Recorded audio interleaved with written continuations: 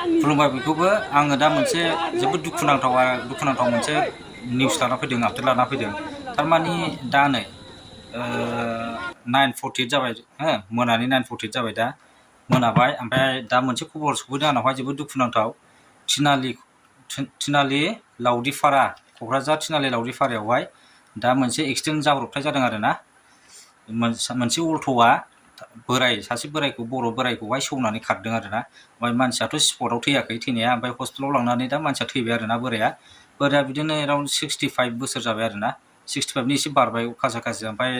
दा मिथिनो मोननाय बायदिब्ला अल्ट' नाम्बारखौहाय सासे मानसिया लाखिनो रोंदों लिरनानैहाय दा बेखौ पुलिसनो गथायबाय होननानै मिथिनो मोननाय जादों ओमफ्राय लोगोसे बोरायाथ' थैखाबाय मानसिया बर'मोन लावदिफारानि थिनालि लावदिफारानि बिनि थाखायनो गारिखौ मोजाङै सालाय मिथिबायना नोंबो गाव मालायनि जिउखौबो लानाय जायो लोगोसे गावनि जिउखौबो खैफोदाव खोख्लैनाय जायो नङा आं दा दोनथ'नोसै जिखुनु जा बे खबरा आंनाव सफैदोंमोन आरोना आं दिनै आपडेट होबाय नोंसिनो नै